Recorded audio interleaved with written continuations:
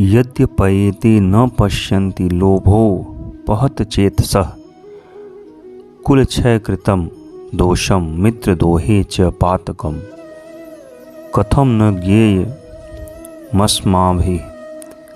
पापादमस्मा निवर्तितुं कुलक्षयकृतं दोषं प्रपश्य द्विभर्द भर्जनार्दन। यद्यपि लोभ से भ्रष्ट चित्त हुए ये लोग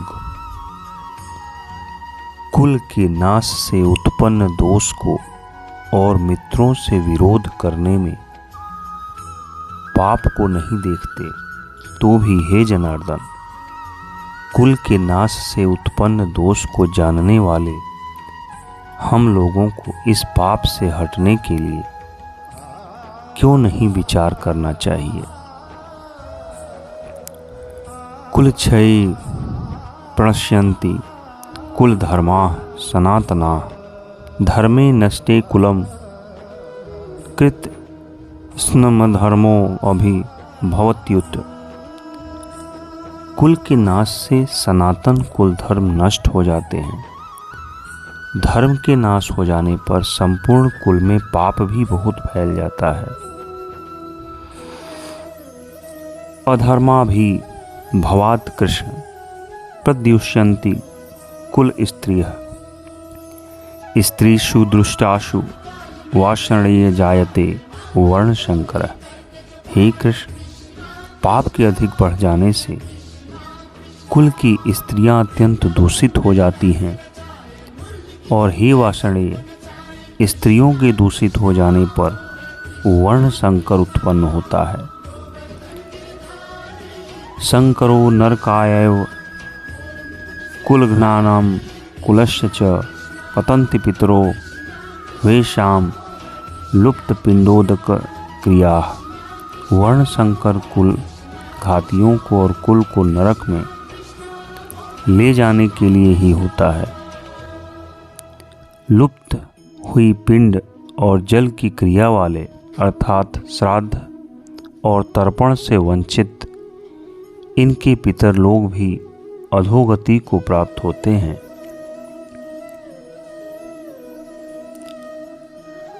दोषय रेतः कुल घनानां वर्ण संकर कारकः उत्साद्यन्ते जाति धर्माः कुल धर्माश्च शाश्वताः। इन वर्ण संकर कारक दोषों से कुल घातियों के सनातन कुल धर्म और जाति धर्म नष्ट हो जाते हैं। उत्सन्न कुल धर्माणाम मनुष्याणाम जनार्दन नरके नियतम वासो भवति नुशुषुम।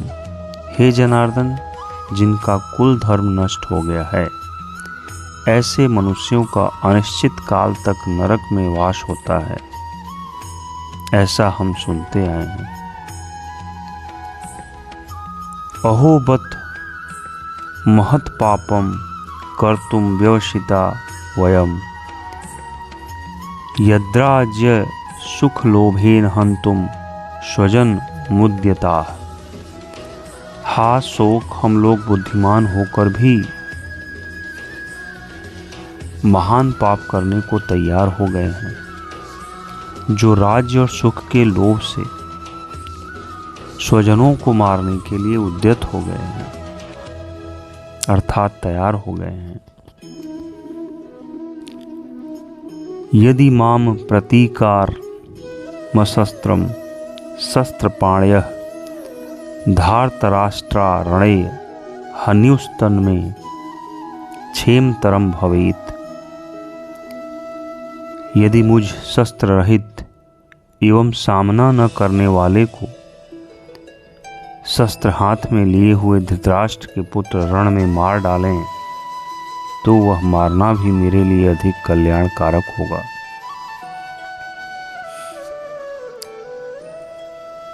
संजय उवाच एव मुक्त्वा अर्जुनः शंखे रथोपस्थ उपाविशत विसृज्य शशरम चापम शोक संविग्र मानसः। संजय बोले, रणभूमि में शोक से द्विग्न मन वाले अर्जुन इस प्रकार कहकर बाण सहित धनुष को त्याग कर रथ के पिछले भाग में बैठ गए। ओम तत्सदिति श्रीमद् भगवत गीता सूपनिषत्सु ब्रह्म विद्यायाम योग शास्त्रे श्री कृष्णार्जुन संवादे अर्जुन विषाद योगो नाम प्रथमो अध्यायः।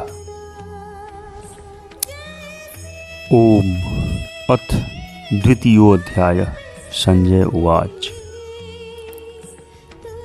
तम तथा कृपयाविष्टम अश्रुपूर्णालु कुलेक्षणम विसीदन्तमिदं वाक्यमुवाच मधुसूदन। संजय बोले, उस प्रकार करुणा से व्याप्त और आंसुओं से पूर्ण तथा व्याकुल नेत्रों वाले शोक युक्त उस अर्जुन के प्रति भगवान मधुसूदन ने यह वचन कहा। श्री भगवान उवाच। कुतस्त्वा कश्मलमिदं विस्मे समुपस्थितम् अनार्यजुष्टं स्वर्गीय मगकीर्तिकरमरम। अर्जुन। श्री भगवान बोले, हे अर्जुन, तुझे इस असमय में यह मोह किस हेतु से प्राप्त हुआ? क्योंकि न तो यह श्रेष्ठ पुरुषों द्वारा आचरित है, न स्वर्ग को देने वाला है और न कीर्ति को करने वाला ही है। क्लैब्यम मां स्म गमः पार्थ नैतत्व युपपद्यते क्षुद्रम हृदय दौर्बल्य त्यक्तोत्तिष्ठ परंतप। इसलिए हे अर्जुन, नपुंसकता को मत प्राप्त हो, तुझ में यह उचित नहीं जान पड़ती। हे परंतप, हृदय की तुच्छ दुर्बलता को त्याग कर युद्ध के लिए खड़ा हो जा। अर्जुन उवाच। अर्जुन जी बोलते हैं, कथम भीष्महं शंखंके दूर्णम च मधुसूदन इषुभि प्रति योत्स्यामि पूजार्हाव ऋषूदन। अर्जुन बोले, हे मधुसूदन, मैं रणभूमि में किस प्रकार बाणों से भीष्म पितामह और द्रोणाचार्य के विरुद्ध लड़ूंगा? क्योंकि अरे अरिसूदन, वे दोनों ही पूजनीय हैं। गुरु न हत्वा ही महानुभावा छेयो भोक्तुम भैक्ष्यमपीह लोके हत्वार्थ कामांस्तु गुरुनि हैव भुंजीय योगानुरुधिर प्रतिग्धान। इसलिए इस महानुभाव गुरुजनों को न मारकर मैं इस लोक में भिक्षा का अन्न भी खाना कल्याणकारक समझता हूँ, क्योंकि गुरुजनों को मारकर भी इस लोक में रुधिर से सने हुए अर्थ और काम रूप भोगों को ही तो भोगूंगा।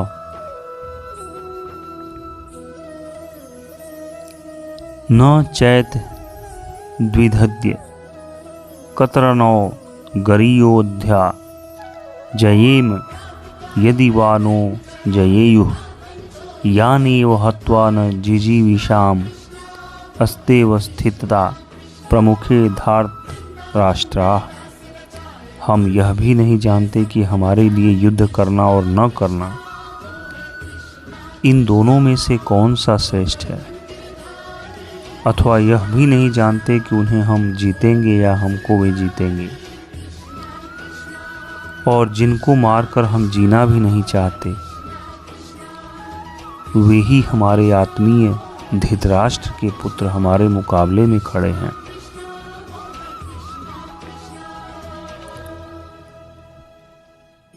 कार्पण्य दोषोपहत स्वभावः पृच्छामि त्वाम धर्म सम्मूढ़ चेता यच्छेयः शाया निश्चितं ब्रूहि तन्मे शिष्यस्तेऽहं साधिमां त्वां प्रपन्नम। इसलिए कायारतारूप दोष से उपहत हुए स्वभाव वाला तथा धर्म के विषय में मोहित चित्त हुआ मैं आपसे पूछता हूँ कि जो साधन निश्चित कल्याणकारक हो वह मेरे लिए कहिए, क्योंकि मैं आपका शिष्य हूँ, इसलिए आपके शरण हूँ, मुझको शिक्षा दीजिए। न ही प्रपश्यामि ममापनुद्याद्य छोकमुच्छोषण मिन्द्रियाणाम अवाप्य भूमाव संपन्न मृधम राज्यम शूराणामपि चाधिपत्यम। क्योंकि भूमि में निष्कंटक धन धान्य संपन्न राज्य को और देवताओं के स्वामीपने को प्राप्त होकर भी मैं उस उपाय को नहीं देखता हूँ जो मेरी इंद्रियों के सुखाने वाले शोक को दूर कर सके। संजय उवाच। संजय बोले, इव मुक्त्वा हृषिकेशं गुडाकेशः परन्तप न योत्तस्य इति गोविंद मुक्त्वा तुषणीं बभूव। संजय बोले, हे राजन, निद्रा को जीतने वाले अर्जुन अंतर्यामी श्री कृष्ण महाराज के प्रति इस प्रकार कहकर फिर श्री गोविंद भगवान से युद्ध नहीं करूंगा यह स्पष्ट कहकर चुप हो गए। तमुवाच हृषिकेशः प्रहसन्नीव भारत सेनयोरु भयोर्मध्ये विसीदन्तमिदं वचः ही भरतवंशी धृतराष्ट्र। अंतर्यामी श्री कृष्ण महाराज दोनों सेनाओं के बीच में शोक करते हुए उस अर्जुन को हंसते हुए से यह वचन बोले। श्री भगवान उवाच। भगवान जी बोले, अशोचा न शोचस्त्वं प्रज्ञावादाश्चम भाससे गतासून गताशुंस्य नानुशोचन्ति पंडिताः। श्री भगवान जी बोले, हे अर्जुन, तू न शोक करने योग्य मनुष्यों के लिए शोक करता है और पंडितों के से वचनों को कहता है, परंतु जिनके प्राण चले गए हैं उनके लिए और जिनके प्राण नहीं गए हैं उनके लिए भी पंडित जन शोक नहीं करते। न त्वे वाहम जातु नासम न त्वं नेमे जनाधिपाः न चैव न भविष्यामः सर्वे वयमत परम। न तो ऐसा ही है कि मैं किसी काल में नहीं था, तू नहीं था, अथवा ये राजा लोग नहीं थे, और न ऐसा ही है कि इससे आगे हम सब नहीं होंगे। देहिनो अस्मिन्यथा देहे कौमारम यौवनम जरा तथा देहांतर प्राप्तिर्धिर इस्तत्र न मोह्यति। जैसे जीवात्मा की इस देह में बालकपन, जवानी और वृद्धावस्था होती है, वैसे ही अन्य शरीर की प्राप्ति होती है। उस विषय में धीर पुरुष मोहित नहीं होता। मात्रा स्पर्शास्तु कौन्तेय शीतोष्ण सुख दुह खदाः आगमापा इनो नित्यास्त्वास्ति छस्व भारत। हे कुंती पुत्र, सर्दी, गर्मी और सुख दुख को देने वाले इंद्रिय और विषयों के संयोग तो उत्पत्ति अविनाशशील और अनित्य है। इसलिए हे भारत, उनको तू सहन कर। यम ही न व्यथयन्ते ये ते पुरुषर्भः समुदुः ख सुखम धीरम शो अमृत त्वाय कल्पते। क्योंकि हे पुरुष श्रेष्ठ, दुख और सुख को समान समझने वाले जिस धीर पुरुष को ये इंद्रिय और विषयों के संयोग व्याकुल नहीं करते, वह मोक्ष के योग्य होते हैं। ना सतो विद्यते भावो ना भावो विद्यते सतः उभयोरपि दृष्ट्योऽन्तस्तनयोस्त्वदृशिभिः। असत वस्तु की तो सत्ता नहीं है और सत का अभाव नहीं है। इस प्रकार इन दोनों का ही तत्वज्ञानी पुरुषों द्वारा देखा गया है।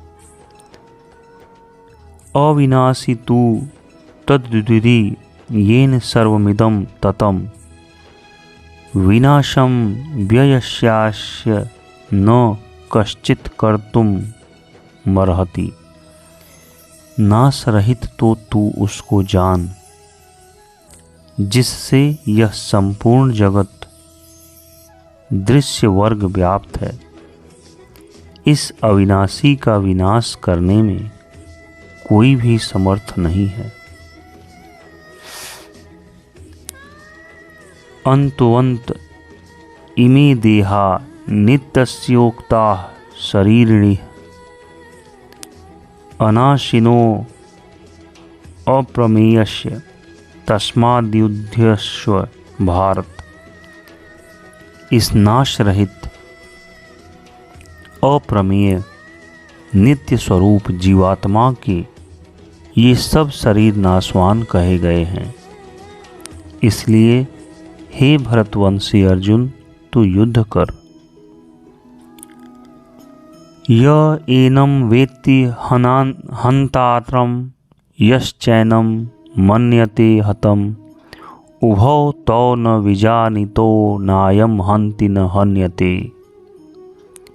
जो इस आत्मा को मारने वाला समझता है अथवा जो इसको मरा मानता है, वे दोनों ही नहीं जानते, क्योंकि यह आत्मा वास्तव में न तो किसी को मारता है और न किसी के द्वारा मारा जाता है।